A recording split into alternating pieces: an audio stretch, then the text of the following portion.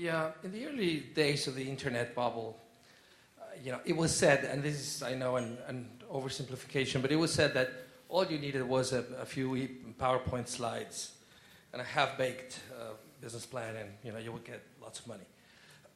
Then came the crash, and now move forward to 2007. The world is awash with liquidity, even more liquidity than at the time of the internet bubble. So my question to you is, have we learned? Have you guys learned? Do you still look just conceptually at business plans?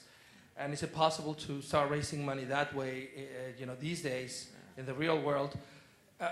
And sort of summing all of that up, what is the best way for an entrepreneur to really start looking for serious money in your view? At the conceptual level, sort of after 2 years of sustainability and modest growth, what is it? So let's break that up. Both really good questions. Really good questions. We're clearly seeing another bubble in certain sectors today. Here's the good news. It's only in certain sectors. In the late 90s, it was everywhere. The entire market was bubbling up and ready to explode in all sectors and the internet was leading that. And in the venture business, we saw it everywhere. We are definitely seeing it today. We're seeing what we call consumer internet today. Consumer internet today, somebody can walk in with a couple of PowerPoints and a Me Too idea, and there's plenty of money to fund them. What's interesting about that is in the late 90s, it was understandable why that was happening. There was a rush towards liquidity in the public markets. People didn't have to take any risk in the development of these ideas or products or companies. And they could cash out within a year or two for huge returns. Today, that's not the case. These Web 2.0, as they've been referred to, consumer internet companies, have no liquidity. Other than YouTube, which created a big splash when it got purchased, and I would argue Google may at some point question whether that was a smart thing to do. But other than that, we haven't seen big numbers out of any of the Web 2.0 companies. What we see is a different phenomenon.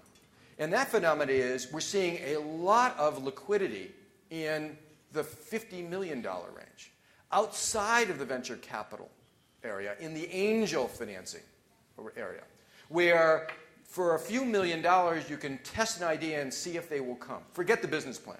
The business plan is irrelevant in Web 2.0, and the reason it's irrelevant is you can monetize these companies by selling advertising on Google.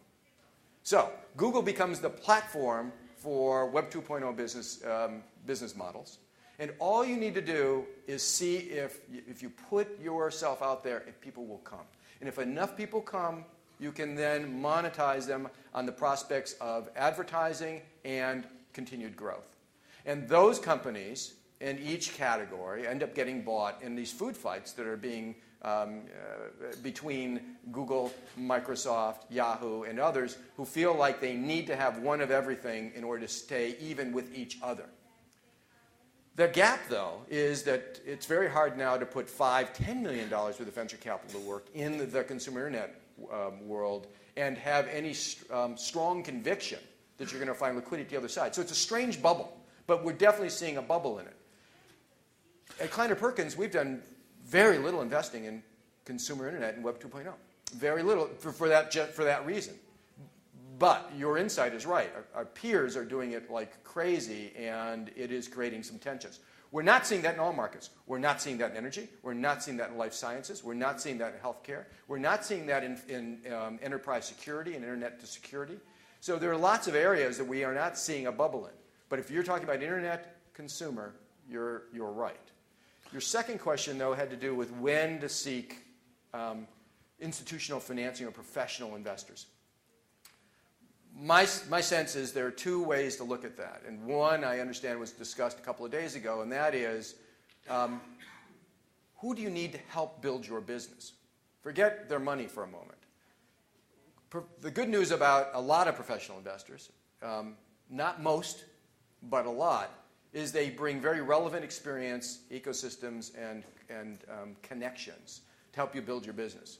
You may very well want one of those people to be a partner in your business with you. That's one reason to bring in professional investors.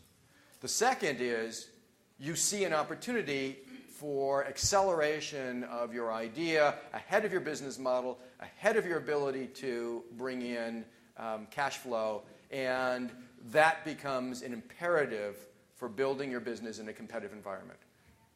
Those two things I would look to as being the primary indicators to me of whether or not I was going to seek in professional institutional investing.